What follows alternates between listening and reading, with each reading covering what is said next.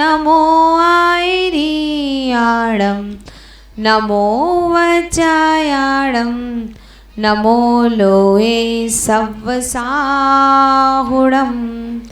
जय बोलो द्वादशांगमय जिनवाणी मात की।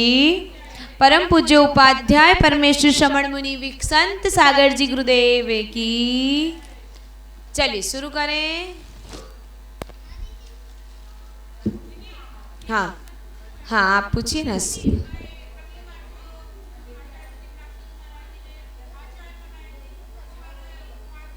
हाँ बनाए। हाँ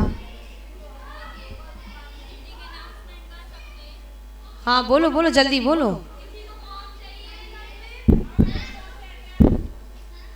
अभी नहीं, अभी कुछ नहीं। क्या? हाँ 8-10 पे आ जाना। भैया राशि दीदी कैमरा चल रहा है, गेट आउट। एक बार में सुन लिया करो, गेट आउट जल्दी फटाफट। कैमरा चल रहा है ना बहन जी। बाद में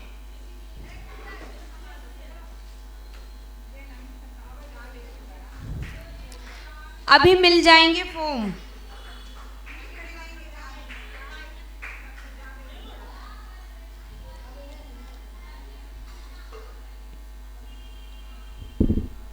हम जब पूज्य गुरुदेव के साथ राजस्थान की यात्रा कर रहे थे तब हम सबसे पहले अतिशय क्षेत्र अंदेश्वर पारसनाथ गए थे, जो बांसवाड़ा में है। कहाँ है ध्यान रखना। हाँ प्रश्न नंबर 14 शायद, क्योंकि ये चीज आपको पता ही नहीं होगी, आप गलत ही भरोगे। प्रश्न नंबर 14 है आपकी प्रश्न पेपर में जहाँ तक है। अंदेश्वर पारसनाथ एक अतिशय क्षेत्र है, बहुत प्राचीन क्षेत्र है, बहुत सुंदर है और वहाँ का वातावरण भी बहुत रमणीय है और खूब बड़ी विशाल जगह में वह क्षेत्र है। जितना आपका पपोरा जी है उतनी जगह होगी, खूब अच्छा क्षेत्र है अंदेश्वर पारसनाथ। वो ऐसे हाँ अतिशय क्षेत्र है, अतिशय मुझे ध्यान नहीं है, पर पारसनाथ भगवान की इतनी छोटी सी प्रतिमा है और आले के मतलब दीवार के अंदर है। अभी आचार्य सुनील सागर जी का गत वर्ष चातुर्मास हुआ था और आसपास में पंचतीर्थ की रचना कर दी है। फिर उन्होंने ऐसे अंदेश्वर पारसनाथ अलग है, अलग है, चमलेश्वर अलग है, अंदेश्वर अलग है। आपको कोई पूछे कि राजस्थान में सबसे ज़्यादा पारसनाथ के अतिशय क्षेत्र कहाँ पाए जाते हैं? राजस्थान में। एक अंदेश्वर पारसनाथ, वागोल पारसनाथ, अणिंदा पारसनाथ, चवलेश्वर, बिजोलिया पारसनाथ है मूल नाम, बिजोलिया पारसनाथ और 7 हैं, 7 ज़्यादा। क्या करोगी लिख के? तुम्हारे में है अंदेश्वर पारसनाथ, जवाब जो मैंने बता दी पूछी थी।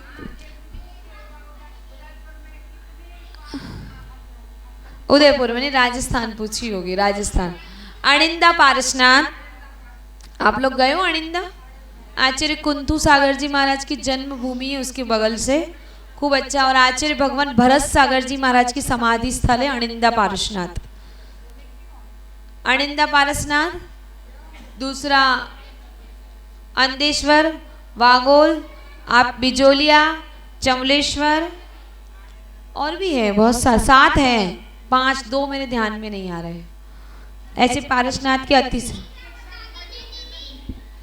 नागफणी पारसनाथ, नागफणी पारसनाथ एक और रह गया है, वो कल गुरुजी से पूछ के बताएंगे।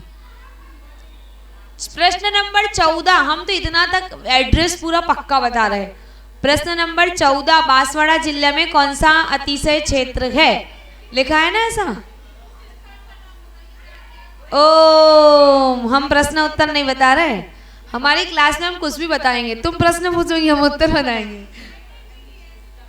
हाँ हम आपको बता देंगे। क्या प्रश्न है आपका? हाँ ठीक है बता देंगे। हाँ सुनाएंगे, बिल्कुल सुनाएंगे। चलिए अपनी क्लास की तरफ चलते हैं। कहाँ छोड़ के गई थी अर्चना भाभी?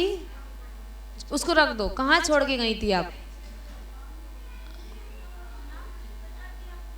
चलो अच्छी बात। चलो तुम्हें प्रकृतियाँ तो याद है ना, अर्थ तो कभी भी याद हो जाएंगे। अपन चल रहे थे, चलो पेपर बंद, हम रोज बताएंगे, आप चिंता नहीं करो, पूरा फॉर्म भरवाएंगे। कहाँ गलत हुआ? आंसर सीट लगाई जाएगी। कब बताई मैंने? नहीं नहीं, मुकुट सर ने बोला ना 15 अगस्त को, 15 अगस्त की शाम को। हाँ तुम्हारे पेपर तुम्हें दे देंगे, हम कहाँ रखेंगे। तो क्लास नहीं पढ़ा है, क्लास नहीं पढ़ना, जैसी तुम्हारी मर्जी, पहले क्लास पढ़ लो भैया। चलो चलते हैं सहनन, बोलिए। हम सहनन, कल हमने संस्थान पढ़ा था, संस्थान का मतलब होता है आकार। अब हम चलते हैं सहनन की तरफ। बोलिए, शक्ति और सामर्थ्य को सहनन कहते हैं। सहनन किसे कहते हैं? जिस कर्म के उदय से, बोलिए आराम आराम से, शक्ति और सामर्थ्य को सहनन कहते हैं। सहनन किसको कहते हैं? अब बोले, जिस कर्म के उदय से, आराम से लिखिए, जिस कर्म के उदय से हड्डियों का बंधन, हड्डियों का बंधन विशेष होता है, उसे सहनन नाम कर्म कहते हैं। सहनन किसे कहते हैं? शक्ति और सामर्थ्य को। किसे कहते हैं? और सहनन नाम कर्म किसे कहते हैं? जिस कर्म के उदय से हड्डियों का क्या होता है? बंधन हो, विशेष होता है, उसे क्या कहेंगे आप? देखिए बहुत अच्छे से दिमाग में बिठाना। सहनन पहला कौन सा है? अब पहले हम बताएंगे सहनन किसे नहीं होता। जो कितने सहनन कितने हैं? बोले, देवों को और एक इंद्री वाले जीवों को विग्रह गति में सहनन नहीं होता है। किस किस को नहीं होता? देवों को, एक इंद्री वाले को, और अब विग्रह गति किसे कहते हैं? यहाँ से वहाँ जाने वाले बीच को क्या कहते हैं? अब देखो उसमें क्यों नहीं होता? उसमें कौन सी हड्डी है, उसमें क्या सहन करना है, तो उनको क्या नहीं होता? सहनन नहीं है। अब एक इंद्री वालों को कोई हड्डी है क्या, तो उसे भी सहनन नहीं होता, क्योंकि इनके शरीर में हड्डियां नहीं होती, इसलिए इनको क्या नहीं होता? जिनके शरीर में हड्डियां होती उन्हें क्या होता है? सहनन। हम आपसे क्या, आप ये नहीं कह सकते जिन्हें सप्त धातु होती है उसे सहनन होता है। सप्त धातु कौन से शरीर में होती है? हाँ, कौन से शरीर में होती है?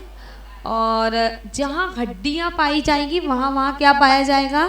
सहनन पाए। प्रथम सहनन, प्रथम सहनन व्रज, वृषभ, नाराज सहनन। व्रज, वृषभ, नाराज सहनन। आपके पास बैग नीचे रख लो, या बैग इधर कहीं रख दो ऊपर, और आप लिख लो। ये तो कहीं आप चली गई, ये सब कह रहे हैं आप चली गई।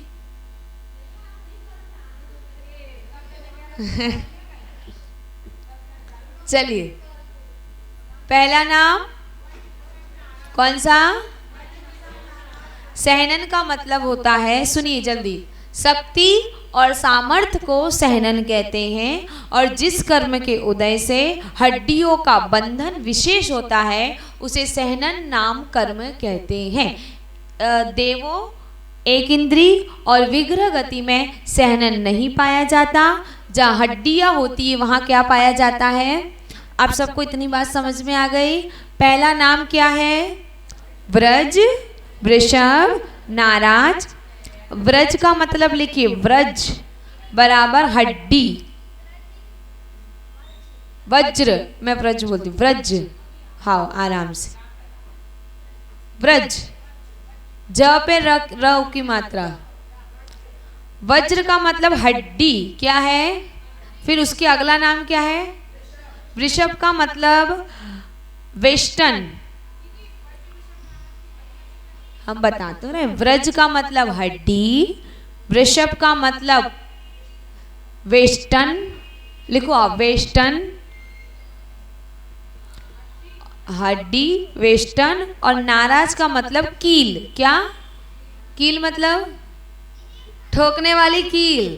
कील आती है? क्या बोलते हो आप? व्रज का मतलब हड्डी, वृषभ का मतलब क्या बताया मैंने? वेस्टर्न, और आखिरी शब्द क्या है? नाराज का मतलब कील। कील मतलब हमारे गुजराती में कहते हैं खील, और आप लोग क्या कहते हो? खील ठोक दो कहते हो, क्या कहते हो? लेकिन हम बता रहे हैं ना, अभी आएगा समझ में। चलिए बोलिए, व्रज के समान, लिखना बाद में, पहले आपको जो समझ में आए वो लिखना। बोलो, व्रज के समान हड्डियों का ऊपर व्रज का वेष्टन होता है। हड्डियां व्रज की होती हैं। अब देखिए इस सहनन वाले को कैसा होगा। पहले तो हड्डी होगी, क्या होगा? फिर इसके ऊपर वेस्टर्न नाम का एक कवर होगा, क्या होगा? फिर उसको किससे ठोका जाएगा? कील से। तो तीनों चीज कहाँ पाई जा रही है? व्रज, वृषभ, नाराज, सहनन में। व्रज का मतलब हड्डियां, मात्र ये मेरी हड्डी है। फिर इसके ऊपर एक कवर है, उसे क्या कहेंगे? वेस्टर्न। जो आप लोग है ना, अभी एक नया एल्यूमिनियम चला है, उसको कौन सा कहते हैं? Stainless steel aluminium. जो एक कढ़ाई स्टील चला है, ऐसी कढ़ाइयाँ आ रही है आपके पास, बहुत हैवी है, मेरे पास है, आके देख लेना जिसको देखनी हो। पहले नॉर्मल कढ़ाई होती थी, अब उसका एक और लेयर ऊपर है, फिर बीच में स्टील है, और फिर नीचे एक और लेयर दिया जा रहा है, स्टेनलेस स्टील कहते हो। तो एक कवर से ढकी हुई है, तो वो एल्यूमिनियम नहीं है, पूरा स्टील है। तो उसके ऊपर एक वेस्टर्न है, और जब कभी आप कोई स्क्रू आदि देखोगे तो उस पर भी एक कवर मारा होगा, उसे वेस्टर्न कहेंगे। क्या कहेंगे? तो व्रज, वृषभ, नाराज, सहनन वालों के पास व्रज मतलब क्या है? हड्डी। व्रज मतलब, अब जहां जहां पूरे सहनन में व्रज नाम आएगा तो आपको क्या समझना है? दूसरा नाम क्या है? वृषभ मतलब अगर आप अपनी भाषा में कवर बोलो, लेकिन नाम उसका वेस्टर्न है, क्या है? और तीसरा नाम क्या है? नाराज मतलब, तो जहां जहां नाराज आ रहा है वहां वहां आपको कील समझना है, ठीक है? तो अब ये तीन चीज जिसको पाई जाती है उसको कौन सा सहनन है? व्रज, वृषभ, नाराज, सहनन। क्या है? अब आप लिखिए, व्रज के समान जिनकी हड्डियां हैं, हम बता रहे हैं जी, नहीं बताएंगे। व्रज के समान हड्डियां, उसके ऊपर व्रज का वेष्टन, मतलब हड्डी के ऊपर वेष्टन। हाँ, हड्डियां व्रज की होती हैं, और किससे जुड़ी होती हैं? कील से। कैसे? अब कील से कैसे जुड़ी हैं? जैसे ये दोनों हड्डियां हैं, देखिए ये हड्डी है, और इसमें क्या ठोकी जा रही है? वेस्टर्न लगाने के बाद। लेकिन जब आपको ये इस दोनों को ज्वाइंट करना है तो कील पूरी ठोकनी पड़ेगी। कैसे ठोकनी पड़ेगी? और कोई चीज टंगानी है तो आधी। जब आप अपने घर में कील ठोक रहे हो तो कैसी ठोक रहे हो? थोड़ी सी, तो उस पर कोई कपड़ा लेकिन इसमें कैसी कील ठुकी हुई है? पूरी ठुकी हुई है, पूरी हड्डियां एकदम मजबूत है, बहुत ज्यादा मजबूत है, अति वाली मजबूत है। तो इसमें पूरा कवर अप हो गया, हड्डी का भी, वेस्टर्न का भी, और कील का भी। तो कौन सा सहनन है? ये तद्भव मोक्षगामी जीवों को होता है। लिखिए, तद्भव किसको हो? तद्भव, उसी भव से मोक्ष जाने वाले, तद्भव मोक्षगामी जीवों को, और सातवें नरक जाने वाले जीवों को। जो उसी नरक से सातवें नरक में जाएगा उसे सहनन होगा। सातवें नरक जाने वाले जीवों को कौन सा सहनन होता है? आप एक उदाहरण द्वारा हमें समझाएं। आपने बहुत सारी कहानियां सुनी है, किसको हुआ करता है सहनन? अपने हनुमान जी का नाम सुना है? हनुमान जी, हनुमान जी पत्थर को भी, पहाड़ को भी उठते, कौन सा सैनन था? तो कौन सा सैनन था? और अगर प्रद्युमन का नाम सुना हो तो वो लेट गए थे तो उनकी सांसों द्वारा वो पत्थर भी ऊपर नीचे हो रहा था, तो कौन सा सैनन है? ये कहानी हम कभी फुर्सत से सुनाएंगे। प्रद्युमन जब लेट गए थे उनके ऊपर बहुत बड़ी शिला रख गई थी, जैसे से वो सांस ले रहे थे ना तो पत्थर भी ऊपर नीचे हो रहा था, तो कौन सा सैनन है? ये आप लोगों को नहीं होता। किनको हो रहा है? तीर्थंकर, तद्भव मोक्षगामी, सातवें नरक जाने वाला जीव। कौन कौन? पहला, आपको समझ में नहीं आ रहा? व्रज, वृषभ, नाराज, सैनन थोड़ा सा हार्ड पड़ेगा लेकिन समझना तो पड़ेगा भाई। वहां सहन कौन करेगा? सहन कैसे करेंगे? नरकों की वेदना सहन के। कल से हम 8 बजे क्लास लगाएं, फिर हम 8 बजे क्लास लगाएं। अच्छा, आज देर हो गई, ठीक है। कहाँ दे भैया, नहीं हमें कह दो तो हम 8 बजे लगाएंगे। 8 से 9 पढ़ो। चलिए, पहला नाम व्रज का मतलब, वृषभ का मतलब वेस्टर्न, और नाराज का मतलब कील। ये दोनों का जहाँ समूह पाया जाएगा वो कौन सा सैनन है?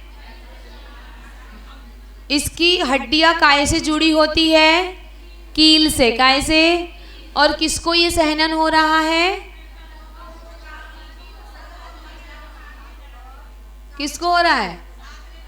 तद्भव मोक्षगामी जीवों को, सातवें नरक जाने वालों को, और तीर्थंकर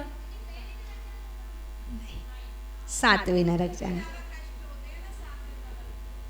जब आप 6 ढाला पढ़ेंगे हमसे तब आप और समझेंगे। कब पढ़ाएंगे? चलो शुरू करें। अभी तो 5 महीने हैं, अभी नहीं, अब तो 4 महीने ही बचे, एक तो चला गया है। दिन ने अवे से हमें डरा दो कि 1 महीना दिवाली में को नहीं आने।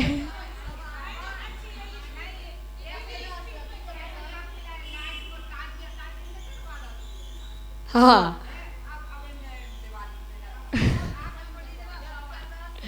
जितने लोग एक आएंगे तो एक को पढ़ाएंगे, सब आएंगे तो सबको पढ़ाएंगे। नहीं, स्पीड में हम देखो, हम क्या सोच रहे, कम पढ़े लेकिन दिमाग से पढ़े। जितना पढ़ो उतना बैठना चाहिए। बाकी ये तो हम कब से खत्म कर देते, कुछ भी नहीं है इसमें। हम सोच रहे हैं आपको एक एक चीज समझ में आनी चाहिए, तो ही तो आनंद आएगा पढ़ने का है। हाँ, जैसे छोटे बच्चों को बोलते हैं ना, हमें महाराज जी पढ़ाते, गोल गोल अंडा, बाबा जी का डंडा, बंदर की पूंछ, का कमल का का कमल का बनाना हो, तो हमारे बच्चों को महाराज जी हमें सिखा रहे थे कि हम बचपन में ऐसे पढ़ते थे, गोल गोल अंडा, बाबा जी का डंडा, बंदर की पूंछ, बाबा जी की मूंछ। तो क ऐसे पढ़ाया जाता बच्चों को, तो आपको वैसे ही पढ़ाना पड़ेगा। चलिए दूसरा सहनन, पहले आप डिसाइड कर लो कौन सा सहनन है। कौन सा है? व्रज नाराज सहनन। अब व्रज का मतलब हमने आपको क्या बताया था, और नाराज का मतलब, तो इसमें क्या कमी आ गई? वेस्टर्न की, वेस्टर्न की कमी आ गई। हड्डी है और क्या है? कील है, बस क्या नहीं है? वेस्टर्न नहीं है। समझ गए? इसकी परिभाषा लिखनी हो तो बोलिए, शरीर की व्रजमय हड्डियों को व्रज नाराज, शरीर की व्रजमय हड्डियों व्रज नाराज से जुड़ी हुई है। शरीर की व्रजमय हड्डियां व्रज नाराज से जुड़ी हुई है। इसमें क्या नहीं है? वेस्टर्न नहीं है। वेस्टर्न मतलब कवर, आप कवर भी बोल सकते हैं, लेकिन वेस्टर्न एक शब्द है, कवर नहीं है। व्रज का मतलब, व्रज का मतलब, व्रज का मतलब कंफ्यूज नहीं होना, हड्डी क्या है। और नाराज का मतलब, ये किसे होता है सहनन? मनुष्य को। कौन से? लेकिन कौन से मनुष्य को? चौथे काल के मनुष्य को। कौन से मनुष्य को? जो चौथे काल में मनुष्य हुआ करते थे उन्हें ये सहनन होता था। पहला सहनन किसे होता था?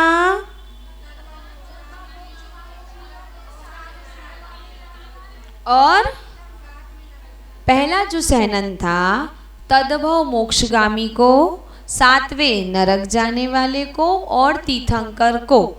उदाहरण में हमने समझाया प्रद्युमन जी का और हनुमान जी का, और ऐसे बहुत सारे उदाहरण प्रतिमान योग में आपको देखने मिल जाएंगे। और दूसरा सहनन का नाम व्रजनारायण। मतलब अब इसमें क्या कमी आ गई? हड्डियां हैं और कील है जिस सहनन के पास, और ये कौन को हो रहा है? चौथे काल की। चलिए तीसरा सहनन नाराज। नाराज बोलिए। मांस क्यों बोलेंगे भैया? हड्डी, मांस अलग चीज है और कवर बहुत अलग चीज है। बहुत देखिए, हम आपसे पुनः कह रहे हैं ये हड्डी है, ये वेस्टर्न है और ये कील है। हड्डी के ऊपर वेस्टर्न लगा है और इसको कील से ठोका जा रहा है। तो ये कौन सा सहनन हो गया? व्रज वृषभ नाराज। दूसरे सहनन में क्या नहीं है? वेस्टर्न हटा दिया, हड्डी और कील है। तीसरे सहनन का नाम क्या है? नाराज। का मतलब हमने क्या बताया आपको? हड्डियों को कील से जोड़ना। इन हड्डियों का ऐसे जोड़ देना तो कौन सा सहनन हो गया? नाराज सहनन। बोली हड्डियों को, जो जिस सहनन में हड्डियां कील से जुड़ी हो उसे कौन सा सहनन कहेंगे? नाराज सहनन। बोलिए। कील जई तुम जो घर में ठोका थो, अब वो हमें नहीं पता। वो उस शरीर की जो रचना होती है, कील आती है सो ठोकी होती है। अब सोने की, चांदी की, हीरे की, चाहे पन्ने की। हड्डियां काय की है आपकी? आपकी हड्डियां काय की है? किस चीज की है बताओ? हड्डियां किसकी होती है? सोने की, लोहे की? जैसी हड्डियां होती वैसी वो कील होती है। बस बस ऐसी जो, हाँ, काय की? हड्डियां कील से जुड़ी हुई है, वह नाराज सहनन है। ये सहनन भी चौथे काल के मनुष्य को होता है। हाँ, मतलब हड्डियां कील से जुड़ी हैं। काय से जुड़ी हैं? मात्र की। पहले सहनन में क्या क्या है? हड्डी, वेस्टर्न, कील। दूसरे सहनन में हड्डी और तीसरे में हड्डी, लेकिन जुड़ी काय से है? बस चौथे काल के मनुष्य को। चलिए चौथा सहनन। हाँ जी, चौथा सहनन अर्ध नाराज सहनन। अब ये आपका हो गया घर में आप जो कपड़े या कोई चीज लटकाते हो तो कितनी कील अंदर जाती है? आधी। आधी कहाँ रहेगी? तो आधी हड्डियां कील से जुड़ी हुई हैं, पूरी अंदर नहीं जाती। इस सहनन में कितनी जाती हैं? आधी। तो कील आधी जुड़ी हुई होती है। इस सहनन में कील आधी जुड़ी हुई होती है जी, अर्धनाराज में। और ये सहनन किसको होता है? मनुष्य और तिर्यंचों में। कौन सा? तो कौन से मनुष्य को? पहलवान को देखा है आपको, जो कुश्ती लड़ते हैं, जो इनका सहनन बहुत, इनको कितने ही मुक्के मार दो। मतलब आप लोगों ने अगर बॉक्सिंग फाइटिंग देखी हो और आपने वो यहाँ बड़ा सा सांड रहता है इस गली में उस गली, उसको देखो, उसको कितना ही तुम कच कर लो, उससे कुछ होना क्या? तो उसको अपन कह सकते हैं ये वाला सहनन। कौन सा वाला सहनन? हाँ, अपन में नहीं है। तुम तो पैर, बाथरूम में पैर गिरते ही स्लिप हो जाएगा, ये आपके अंदर नहीं है। अधिक शक्तिशाली, मजबूत। बहुत लोग होते हैं ना एकदम लंबे चौड़े होंगे, उन्हें एक ठोक दो तो वे हिलेंगे भी नहीं। हमारे जैसी कोई धीमे से कर दो कहाँ जाके गिर जाएंगी विशेष मनुष्यों को और विशेष तिर्यंचों को। जैसे अब चिड़िया है, आप चिड़िया को जरा सा कुछ कर देंगे तो उधर उधर हो जाएगी। लेकिन मैंने बताया वो सांड देखा कितना है, देखने में ही जैसे हाथी है, हाथी को एक झापट मारो कुछ असर होगी थी, तुम मार दो कोई असर नहीं, सहनन है उसके पास नहीं। आपको लिखना है विशेष मनुष्य को और तिर्यंचों को, लेकिन इसी काल के, चौथे काल ने लिखना है इसमें, उसमें चौथा काल है। किसमें चौथा काल है? हाँ, तो चौथे काल में भी होता है लेकिन, है भाभी।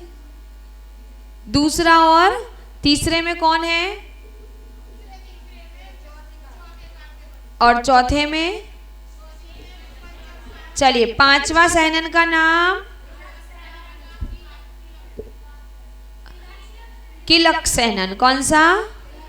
हड्डियां ऐसी हैं देखो, किलक सिंपल है, कीलक, कीलक कछु आधा नहीं है, पूरा पूरा ही पूरा है, अरे पूरा ही कीलक, बड़ी बड़ी, मतलब किलक, किलक, हाँ तिलक हमने बताया, तिलक की जगह किलक, बड़ी बड़ी। चलिए, किलक सहनन, हड्डियां परस्पर में बिना कील की जुड़ी हुई हैं। ये दो मेरी हड्डी है, बस ऐसी जुड़ गई, इसमें कील नहीं है, तो कौन सा सहनन? सभी वर्तमान में सभी मनुष्यों को, सभी तिर्यंचों को ये सहनन होता है। ये जो हड्डियां हैं बिना कील की जुड़ी हुई हैं, हड्डियां बिना कील की जुड़ी हुई हैं, कौन से सहनन में? और किसको हो रहा है ये? मनुष्य और तिर्यंच। चलिए, पहला सहनन, किसको सहनन के नाम याद नहीं है? एक, और बाकी सबको याद है? 2 3, तुम्हें याद नहीं है? 4 और 5 6, अभी याद कराएंगे थोड़ी देर से, है। चलिए, आखिरी सहनन, असंप्राप्ता सुपाटिका, बोलिए, असंप्राप्ता सुपाटिका सहनन। शरीर की हड्डियां, बोलिए, शरीर की हड्डियां मात्र नसों से जुड़ी हुई हैं।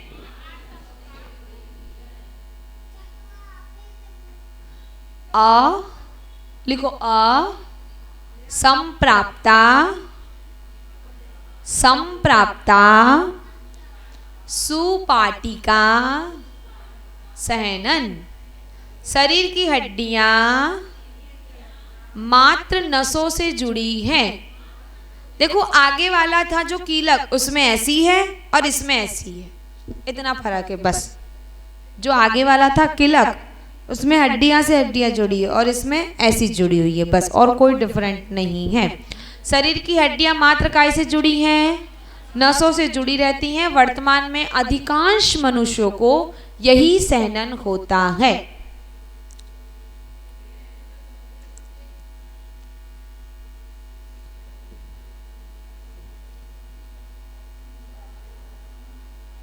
आप लोग बाथरूम में जाते हो और हल्का सा साबुन से पैर फिसल जाता है, उसका कारण यही है, आपकी सारी हड्डियां किससे जुड़ी हुई हैं? नसों से। इसीलिए आपका पैर तुरंत स्लिप हो रहा है। और कौन सा सहनन है? असंप्राप्ता सुपाटिका सहनन। पता नहीं इसका नाम आचार्य ने इतना बड़ा क्यों रख दिया, सिंपल रख देते क्या हो जाता। असंप्राप्ता सुपाटिका सहनन। चलिए, शॉर्ट में, पहले सहनन में कील और वज्र क्या है? हाँ, कील, वज्र और वेष्टन क्या है? दूसरे सहनन में कील और वज्र है ना, दूसरे सहनन में कील और, अब तीसरे में वज्र नहीं है, कील, कील है नहीं, आप बोलोगे कील नहीं है, क्या बोल, वज्र नहीं है, क्या बोलोगे?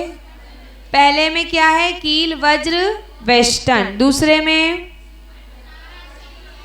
तीसरे में पूरी ठुकी हुई है, चौथे में आधी ठुकी हुई है, ठीक है ना।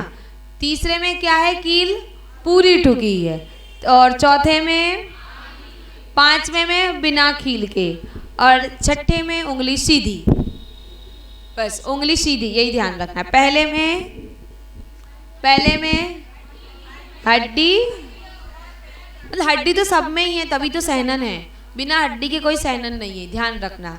तो पहले में आप बोल सकते हो कील और वज्र, क्या बोलोगे, या वेस्टर्न, जो भी, कील और वज्र या वज्र। दूसरे में वेस्टर्न नहीं है, तीसरे में पूरी ठुकी नहीं है, चौथे में आधी है, पांचवें में बिना कील का है, और छठे में सीधा है। कैसा है, पहले में हड्डी वेस्टर्न कील, बोलिए कौन से में, काय में, सहनन में। पहले में तो क्या है उसमें, दूसरे में, तीसरे में पूरी ठुकी हुई है, और चौथे में, पांचवें में बिना कील का, और छठे में उंगली। आप सबको कौन सा सहनन है, असंप्राप्ता सुपाटिका सहनन। आप अपने आप को अर्धनाराज सहनन नहीं बोल सकते, आपके अंदर नहीं है अर्धनाराज सहनन, ठीक है। आपके पास है असंप्राप्ता सुपाटिका सहनन। कल हमने क्या पढ़ा था, तो हम आपसे थोड़ा सा पूछ लें, याद है, पहला संस्थान, उसका मतलब किसका होता है, समान,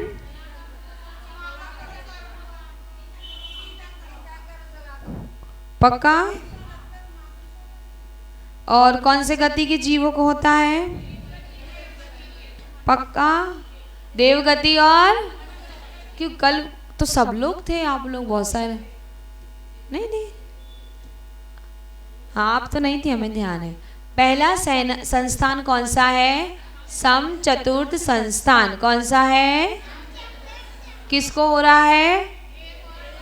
दूसरा संस्थान